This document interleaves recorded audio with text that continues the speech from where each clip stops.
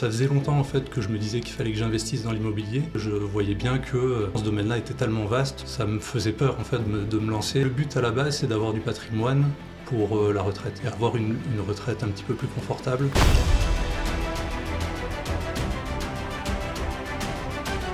Je pensais pas que c'était possible de faire du cash avec un investissement immobilier. Je voulais optimiser l'achat, je voulais optimiser la manière avec laquelle je voulais investir dans ce domaine. Quand du coup la petite porte dans son esprit est ouverte sur la possibilité de gagner de l'argent, on se dit que pourquoi pas augmenter un petit peu ses revenus, se faire un petit peu plus plaisir sur les mois, consacrer un petit peu plus de temps aux enfants. J'avais la conviction qu'il fallait que je le fasse. Il y a un objectif, c'est avoir des bénéfices en plus. Autant y aller et puis on verra bien. Hello Mouf. Bonjour. Bienvenue. Merci. Ravi de t'accueillir dans ce podcast. Ça me fait un véritable plaisir. Ça fait un petit moment qu'on se connaît. Parce que du coup, tu as investi dans l'immobilier, tu as suivi quelques-uns de nos programmes. Et j'ai l'honneur de te recevoir aujourd'hui. J'en suis ravi. On va parler un petit peu de ton parcours. Des anecdotes, du positif, du négatif. Je suis ravi de passer ce petit moment avec toi. Est-ce que, pour commencer dans le vif du sujet, tu peux commencer peut-être par te présenter, que les personnes qui vont voir cette vidéo comprennent un petit peu qui tu es, d'où tu viens, ce que tu fais, et au fur et à mesure, on va avancer sur l'immobilier et pourquoi l'immobilier et quels résultats tu as eu jusqu'à maintenant.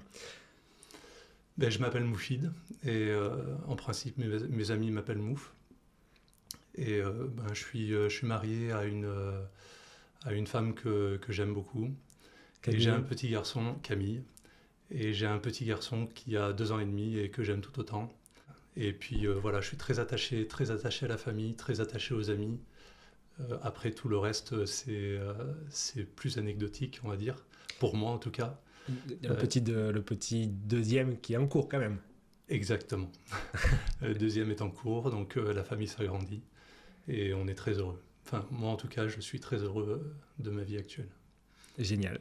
Ok, du coup, sur le plan personnel, quelque part, la vie idéale, tout va bien. Sur le côté professionnel, du coup, est-ce que tu peux nous expliquer un petit peu ton parcours ? Donc oui, je suis ingénieur en aéronautique à Toulouse. À la base, je suis originaire de Grenoble. C'est ma ville d'origine et je suis venu à Toulouse pour mes études dans un premier temps et puis j'ai continué sur mon poste d'ingénieur en aéronautique du coup. J'ai eu mon diplôme en 2007 et j'ai commencé ma carrière en 2008. Je suis allé directement en Allemagne pendant 2 ans et demi et ensuite je suis revenu à Toulouse où j'ai intégré une grande entreprise dans le domaine de l'aéronautique à Toulouse. Et puis là je suis en train de changer de poste, un domaine complètement différent, je suis en train de faire de la finance. Okay. Voilà, donc diamétralement opposé par rapport à ce que je fais aujourd'hui. Ça me caractérise un petit peu, je suis quelqu'un qui aime bien me mettre un petit peu en difficulté, en danger sur ma vie, sinon je commence à m'ennuyer en fait. Donc j'aime bien apprendre des choses, c'est ce qui me motive, c'est ce qui fait que je me lève tous les matins. Il faut que j'apprenne quelque chose. Sinon, je m'ennuie. Sortir de ta zone de confort et... Exactement. Il faut que je sorte de ma zone de confort. Donc, à un moment donné, en tout cas, il faut que j'arrive à le faire. Sinon je m'ennuie au travail. Donc là, c'est ce que je suis en train de faire. Ok. Donc du coup, direction finance. Une autre façon de sortir de ta zone de confort, du coup, par rapport à ton parcours, ça a été de te lancer dans l'immobilier. Est-ce que du coup, tu peux... nous expliquer pourquoi, à la base, tu as voulu te lancer dans l'immobilier et après, on verra un petit peu où tu en es. Moi, je suis quelqu'un qui m'intéresse à beaucoup de choses, de manière générale. Quand je fais quelque chose, je le fais à fond, en principe. C'est vraiment quelque chose qui me caractérise. J'ai envie d'aller au bout des choses.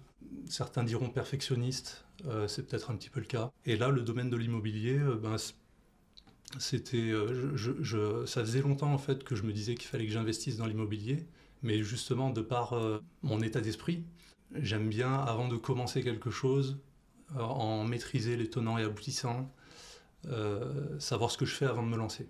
Ok. Je sais qu'il y en a qui sont plus, on va dire... tête brûlée à foncer. Se lancer et ensuite réfléchir. Moi, c'est pas du tout mon cas. Il faut que Il faut que je borde mes connaissances avant de vraiment commencer à m'investir dans le sujet. Ça, c'est un peu typiquement de l'ingénieur. L'ingénieur, on aime bien quand même maîtriser, du moins avoir la croyance qu'on maîtrise les paramètres et avant de se lancer. Globalement, ouais, c'est ça. Mais du coup, pour revenir vraiment à la genèse, pourquoi l'immobilier? C'était quoi le but à la base pour toi, pour quelque part te rajouter du travail par rapport à ton travail, à ta vie personnelle, te complexifier un petit peu plus la vie. Le but à la base, c'est d'avoir du patrimoine pour la retraite. Voilà. Et avoir une retraite un petit peu plus confortable. La majorité des Français aujourd'hui ont cet état d'esprit-là par rapport à l'immobilier. Bon, ben, moi, c'était mon cas aussi. Et c'est pour ça que je m'intéresse à ça à la base. C'est vraiment pour avoir du patrimoine à faire valoir au moment de la retraite.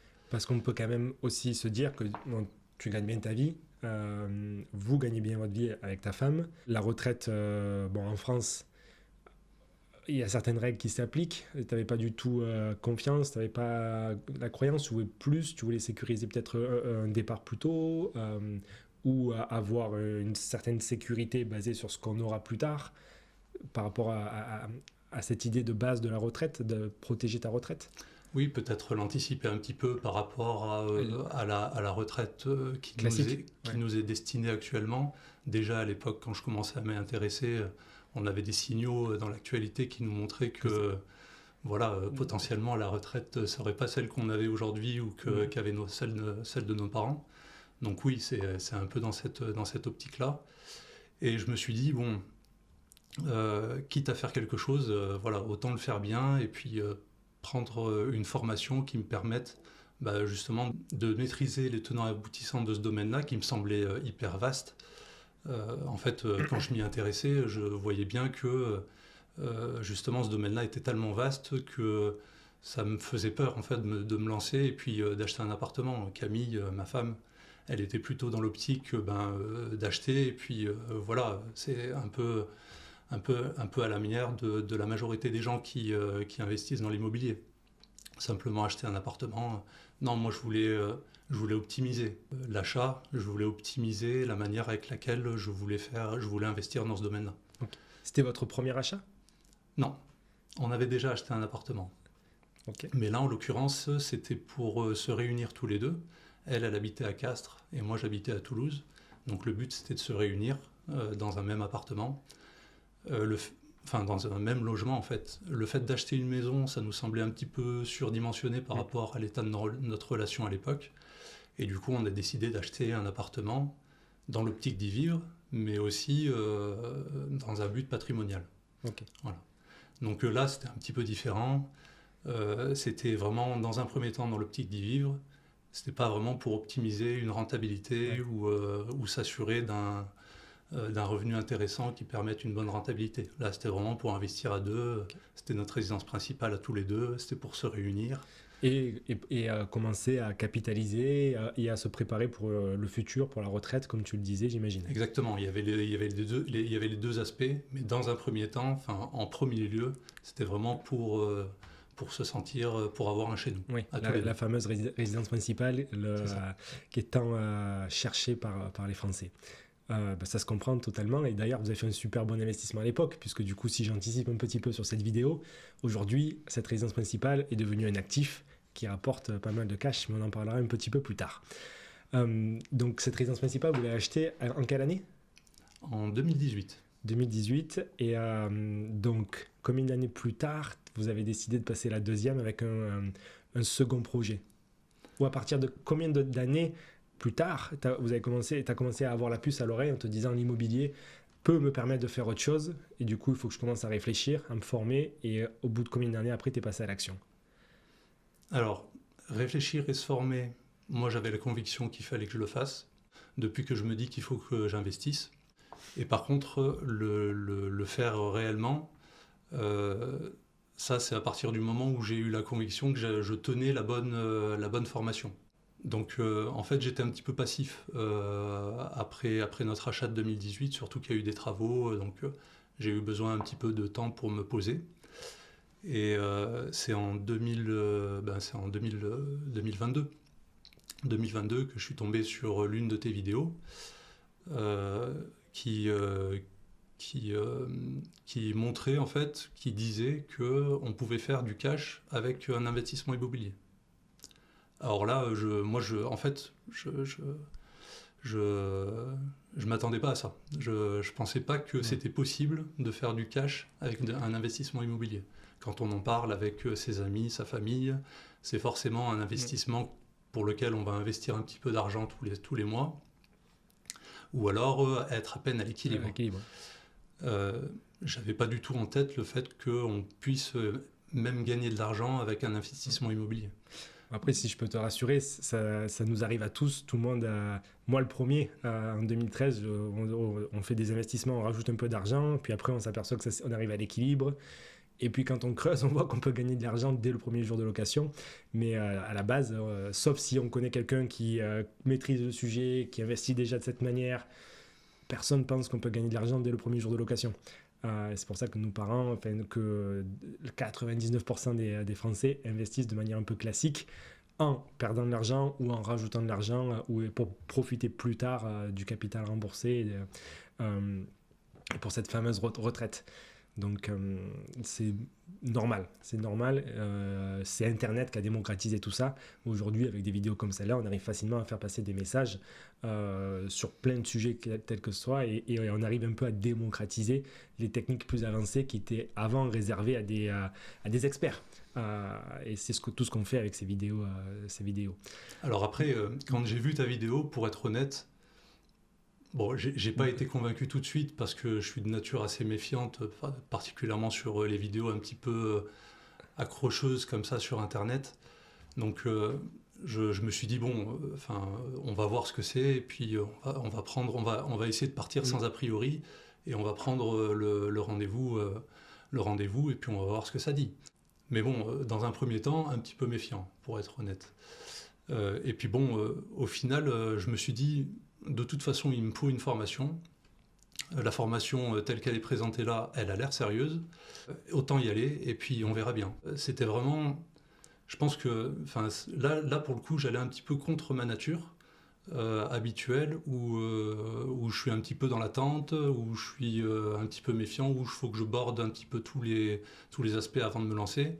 Non, là, je me suis forcé à me lancer pour la formation, et puis au final, j'en suis très content. Ok. Bon, déjà, c'est une bonne chose pour toi, pour nous aussi, on en est ravis. Mais du coup, si on revient vraiment sur la genèse d'investir dans l'immobilier, donc toi, à la base, c'était sécuriser la retraite pour plus tard. On découvre qu'on peut gagner de l'argent dès le premier jour de location. Est-ce que là, ça a un petit peu changé tes plans de travail, de questions de vie, de projets de vie, pas forcément à court terme, mais potentiellement à long terme? Est-ce que ça permet de voir un peu les choses différemment? Est-ce que ça permet de sécuriser l'avenir pour s'ouvrir d'autres portes?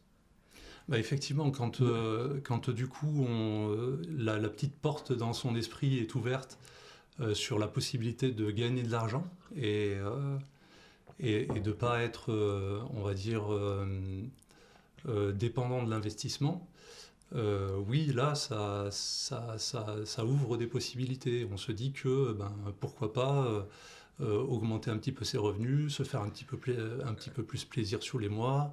Moi, j'adore les voyages, Camille aussi, voyager un petit peu plus, éventuellement se mettre à 80% au travail pour consacrer un petit peu plus de temps aux enfants.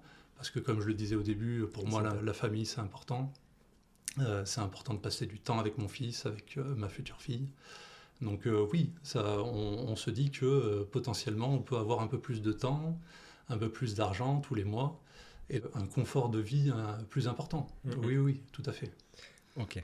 Donc ça, c'était les sources de motivation, quelque part, pour te motiver à clairement sortir de ta zone de confort une nouvelle fois pour te lancer dans les investissements immobiliers. Donc tu suis la formation, c'était en quelle année ça? C'était en 2022. C'était l'année dernière. 2022, et qu'est-ce qui se passe après?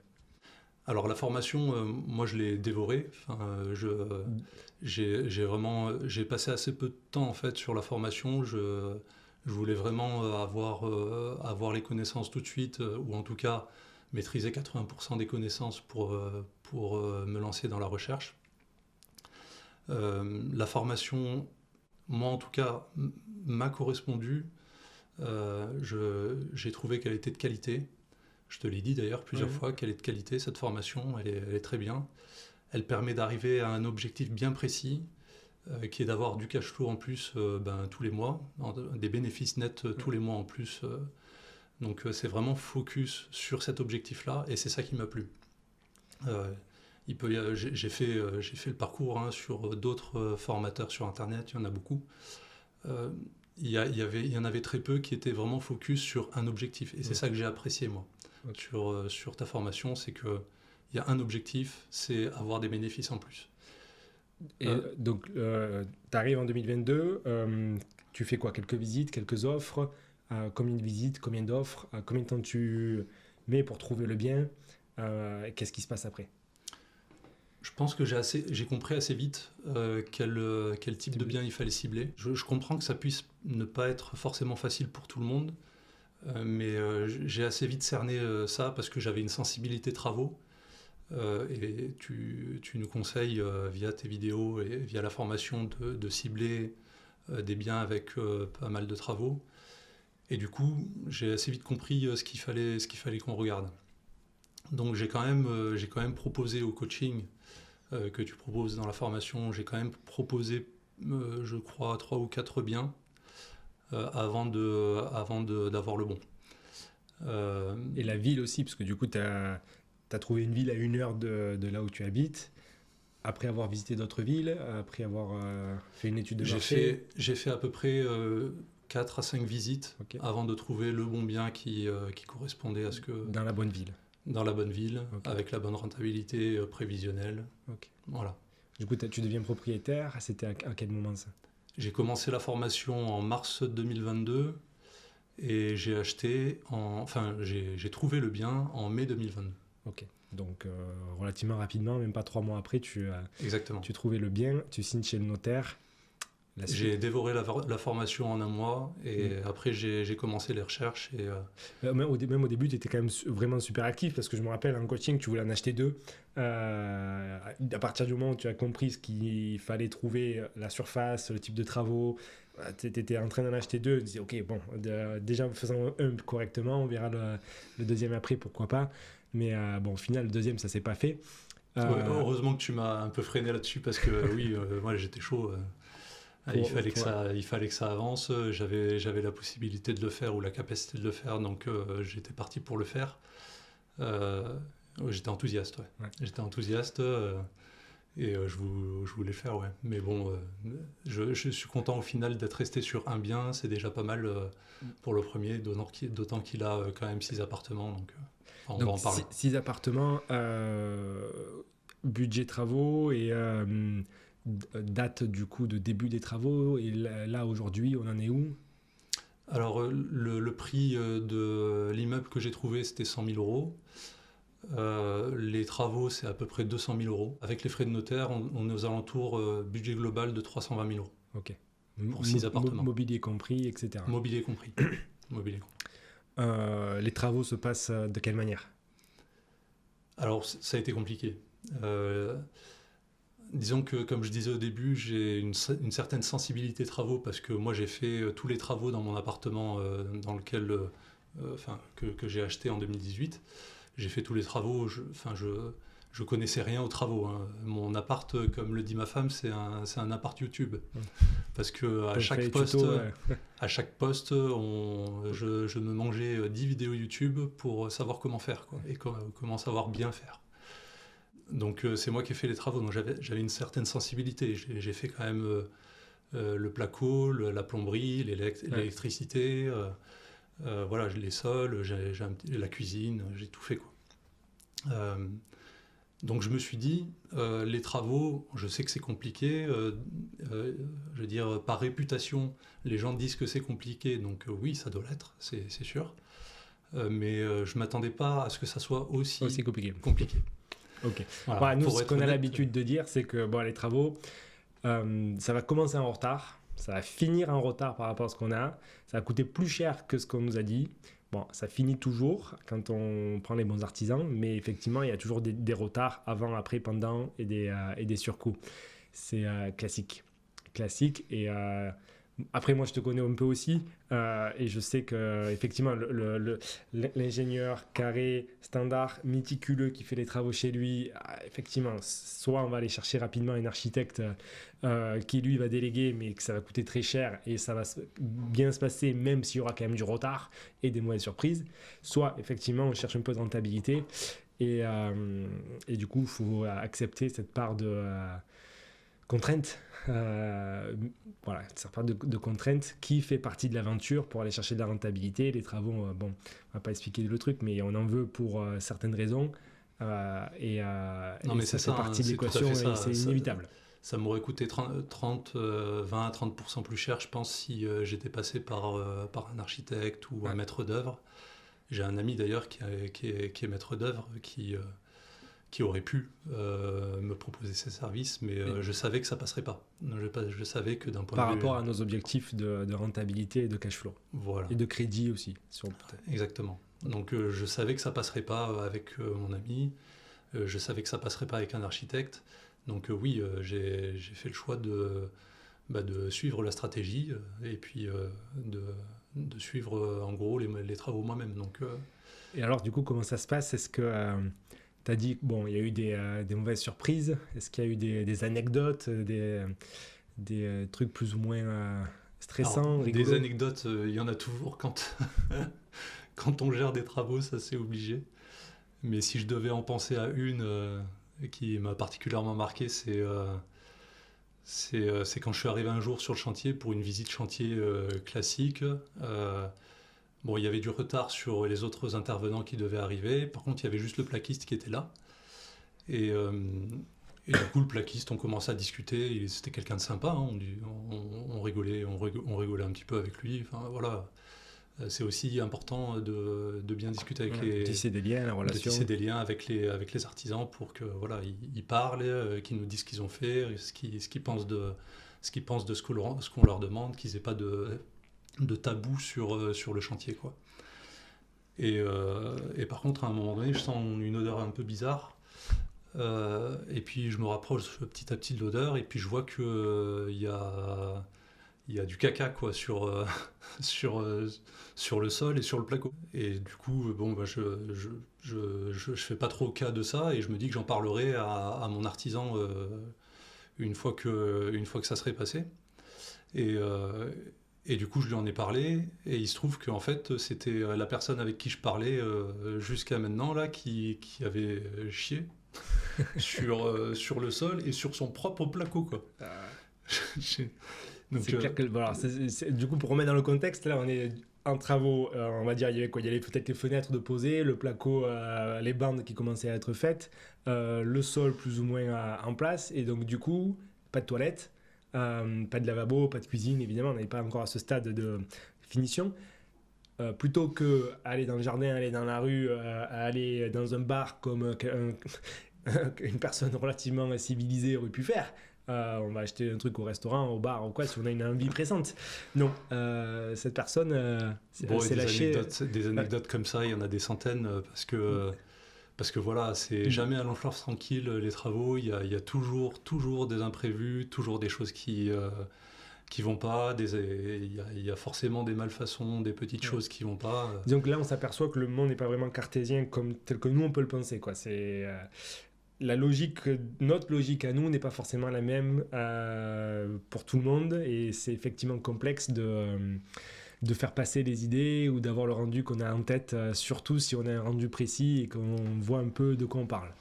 Il y a beaucoup de monde qui dit, moi, autour de moi en tout cas, il y a beaucoup de monde qui dit que les travaux c'est un autre monde. Ben, je peux que confirmer ça, c'est un autre monde. Quand on demande à un artisan de mettre la prise ici en lui montrant l'emplacement de la prise du doigt, du genre ben, il faut la mettre dans les normes à la bonne hauteur et puis à cet endroit-là, et qu'il suit simplement notre doigt et qu'il la met à 1 mètre de haut, Voilà, c'est des choses qui arrivent, quoi. Malgré en plus le fait d'avoir des plans bien précis. Ah non, mais on hallucine totalement, hein. Il y a des choses qui sont complètement ubuesques qui arrivent. Et bon, ça fait partie des. Là, le mec qui chie sur le placo, sur son propre placo, aujourd'hui, ça me fait rire. Mais sur le moment, bon, je riais pas du tout. J'imagine. Et le mec qui me met la prise à 1 mètre de haut parce que je lui ai montré où était la prise, il a des plans, hein. Il y a les plans avec la hauteur, la distance par rapport au mur, il y a tout. Mais non, il a suivi mon doigt en fait. Donc bon, bah, ça arrive. Ça fait partie, ça peut faire partie du charme, mais il y a des fois quand même ça énerve. Voilà, disons que ça énerve fortement. Il faut être capable effectivement de le prendre avec un petit peu de recul, se dire que ça va être plus long que prévu, et que la clé c'est emprunter assez ou même plus que nécessaire pour le vivre tranquillement, et avoir un différé pour bien se protéger, parce qu'effectivement une petite erreur peut rapidement mettre en galère ou faire perdre de l'argent, ce qui n'est pas du tout le but, mais ça fait partie un petit peu de l'aventure. Normalement, on arrive tous quand même à s'en sortir, avec plus ou moins de retard ou de mauvaises surprises. C'est la beauté de l'immobilier, au final, que ça se passe quand même relativement bien, surtout si au départ, on a bien planifié, anticipé, sélectionné les divers intervenants, les divers éléments du projet. Donc là, on va se retrouver avec 6 appartements exploités, du coup, de quelle manière ? Alors, on pense, on va l'éprouver, on va dire, avec l'expérience, mais on pense qu'on va mettre 4 appartements en longue durée et 2 appartements en courte durée. Okay. Après, peut-être qu'on adaptera le nombre, la répartition entre la courte durée et la longue durée avec l'expérience dans la ville. Parce que là, du coup, tu es en nom propre, en meublé, donc c'est assez facilement, on peut switcher, changer la configuration. Est-ce qu'on veut en rajouter en courte durée ou pas ? Peut-être en fonction de la saison aussi. Voilà. Pendant l'été, il peut y en avoir plus en courte durée que le reste de l'année. On est en LMNP, donc que ce soit de la courte ou de la longue durée, c'est le même régime fiscal, donc voilà, on peut switcher les appartements. LMNP, du coup, pourquoi est-ce que vous avez fait ce choix-là ? J'ai pris du LMNP parce que en fait, je voulais bénéficier des bénéfices tout de suite. La SCI, bon, ils sont un petit peu plus captifs, les bénéfices, donc là, on voulait pouvoir en bénéficier tout de suite et voyager un peu plus. D'accord. Okay. Bon, c'est souvent la raison principale pour laquelle les personnes veulent choisir ce régime-là, puisque du coup, ça permet de remplacer un salaire petit à petit ou augmenter son pouvoir d'achat sans se faire imposer. Donc c'est un régime très avantageux. C'est encore une niche fiscale qu'il faut utiliser autant que possible, et vous avez totalement raison de le faire. Donc là, vous voyez plus profiter de la vie, dépenser un petit peu plus de sous qui auparavant, du coup, aurait dû être pris du budget familial. Ça avance, c'est top. Est-ce que tu as un souvenir mémorable à nous partager, ton meilleur souvenir lors de cette aventure ? Alors, je pense que le meilleur souvenir que j'ai, c'est le moment de la signature. C'était un jour où c'était fin septembre 2022, et je sais pas, c'était une première concrétisation du projet et du fait qu'on s'était lancé avec ma femme dans ce projet-là. Donc oui, c'était ce jour-là, là où il faisait beau, où on concrétisait, on passait une première étape.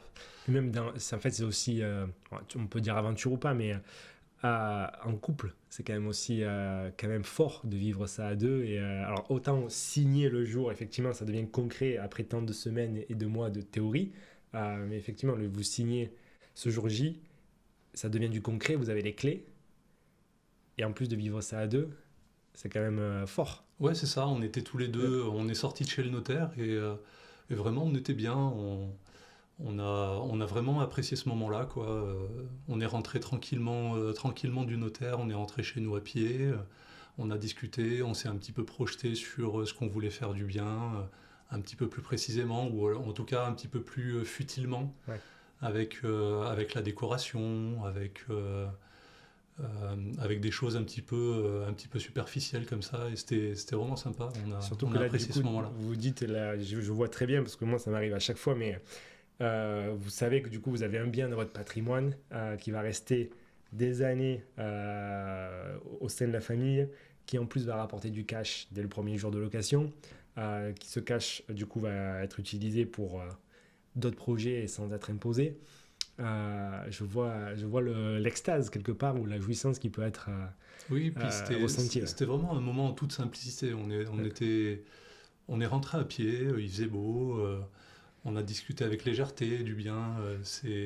On a oublié, on était conscient que ça allait être compliqué, que ça allait durer longtemps, que les travaux allaient être compliqués. On le savait tout ça, mais là, c'était le petit moment, notre petite bulle au moment après la signature, où on parlait du bien avec beaucoup de légèreté. C'était top, c'était un bon souvenir. Super, et c'est génial encore une fois de vivre ça à deux, parce que du coup c'est des points marquants dans votre vie intime, personnelle, donc Ouais. ça rapproche. Certes, il y a des difficultés, mais aussi ça rapproche dans les difficultés, et dans les moments de joie, c'est génial. Et est-ce que tu aurais du coup un conseil à passer aux personnes qui peuvent être dans ta situation il y a quelques mois de ça, et qui hésitent ou qui se demandent si c'est fait pour eux, et qui veulent se lancer mais ne sont pas encore totalement prêts ou aptes à passer à l'action, ils se posent des questions? Quel serait ton meilleur conseil pour eux? Alors moi, j'aurais plutôt un conseil dans la mise en œuvre. À partir du moment où on s'est décidé, parce que bon, c'est propre à chacun de s'est décidé ou pas. Je peux pas, je peux pas rentrer dans la tête des gens et dire, c'est comme ça que vous allez vous décider. Moi, ça a été un parcours personnel. Il faut que ça soit un parcours personnel pour chacun, mais c'est plus de rien lâcher. Là, ça a été mon projet. Il est au final assez compliqué. J'ai eu des moments, j'ai eu des hauts et des bas. Il y a eu des moments où voilà, j'avais envie d'envoyer Tout voulez. tout bouler. Mais au final, quand on repense à ce que ça va nous apporter, en principe, on arrive à rebondir. Et puis, c'est là où il ne faut pas baisser les bras, il faut rien lâcher. Je suis convaincu qu'après le premier, je vais d'abord finir le premier. Après le premier, je vais en faire un deuxième. Voilà, j'aurais appris du premier, des expériences que j'aurais eues du premier, et je ferai un deuxième, certainement beaucoup plus sereinement, et peut-être même un troisième après. Et on sera toujours là pour t'accompagner et te conseiller pour ces futurs investissements. Avec grand plaisir. Et du coup, pour finir, est-ce que tu aurais une pépite à partager du coup au plus grand nombre des personnes qui vont voir cette vidéo? Qu'est-ce que tu retiens? C'est quoi la chose, la pépite? Du coup, on est sur le podcast Les pépites de l'IMO. Quelle est la pépite que tu retiens après ton aventure? Moi, je dirais que c'est la richesse de ce que m'a apporté la formation. Comme je disais au début, je m'épanouis dans l'apprentissage. Et là, l'immobilier, il y a une palette de connaissances qui est tellement vaste, qui est tellement importante, qui touche tellement de domaines, en fait, que je me suis éclaté, en fait. J'ai adoré ça. J'ai adoré apprendre toutes ces choses. J'ai adoré découvrir ce nouveau monde, en fait, de l'immobilier, avec tout ce que ça m'a apporté. Et ça m'a beaucoup enrichi. Parce que forcément, quand on apprend des nouvelles choses, on voit aussi le monde d'une manière différente. Mm. Et je dirais que c'est ça la pépite, c'est le fait de m'être ouvert à ce nouveau domaine, et puis que ça m'ait apporté autant, et que justement, moi je suis quelqu'un de très ouvert, donc j'aime m'ouvrir aux autres, j'aime apprendre des autres. Je pense que je suis quelqu'un qui va pas hésiter à remettre en cause ce qu'il sait déjà. Je suis assez humble en fait dans les connaissances que j'ai, et du coup quelqu'un qui va m'apprendre quelque chose de nouveau, ou qui va m'apprendre quelque chose sur ce que je pensais déjà savoir, ça va m'enrichir, et là typiquement la formation, ça a été le cas. Et une autre pépite qui me vient à l'esprit là, c'est la valeur ajoutée des coachings communs. Donc le contact direct avec toi, Julien, le fait qu'on puisse arriver avec nos questions sur tous les domaines de l'immobilier et sur notre projet en particulier, et que tu sois là pour répondre à toutes ces questions-là. Non seulement on se nourrit des réponses que tu donnes à notre projet particulier, mais aussi au projet des autres qui peut nous arriver un jour et qui est très intéressant. Moi, ce que j'ai aimé particulièrement sur ce programme, c'est vraiment le contact régulier avec les coachs qui est hyper enrichissant. Je pense que j'ai pas autour de moi, il y a quelques personnes qui ont fait des coachings, qui ont fait des formations dans l'immobilier. Et ça, c'est vraiment un plus sur votre formation à vous. C'est le contact direct et puis la possibilité de poser à n'importe quel moment une question qui permette, qui aura une réponse. Ouais. Et de débloquer des situations complexes, ou des situations qui peuvent faire peur ou amener à se poser des questions et avoir des doutes. Et, Parce qu'on reste des débutants au début, on reste des personnes qui sont pas très sûres d'elles, même si on connaît à peu près la théorie. En pratique, c'est souvent un peu différent. Il y a souvent des subtilités, des choses qui nous échappent. Et le fait d'avoir ce répondant là, quasi instantané, c'est vraiment un plus énorme. C'est toute l'utilité d'avoir des personnes dans son entourage qui ont déjà l'expérience, qui ont déjà vécu des situations et qui peuvent facilement répondre, parce que quand on n'a pas vécu la situation, effectivement, c'est toujours stressant. Et de pouvoir échanger avec des personnes qui sont déjà passées par là, ça fait la différence. Tout à fait. Je suis très très content d'avoir acquis ces nouvelles compétences-là. Compétences que en plus que tu as utilisées déjà à court terme avec cet investissement, mais surtout que tu vas garder pendant des années, pendant toute une vie, pour enchaîner et pour voir les choses différemment, comme tu dis. Et c'est en ayant la connaissance de ce qu'il est possible de faire qu'on fait de belles choses, et que surtout qu'on amène sa vie là où c'est important pour soi, en ayant la connaissance de ce qu'il est possible de faire pour soi. Et pour ça, je peux que t'en féliciter. Bravo pour ce parcours. C'était un véritable plaisir, Mouf, de te recevoir ici. Merci. Un plaisir. Ciao, ciao.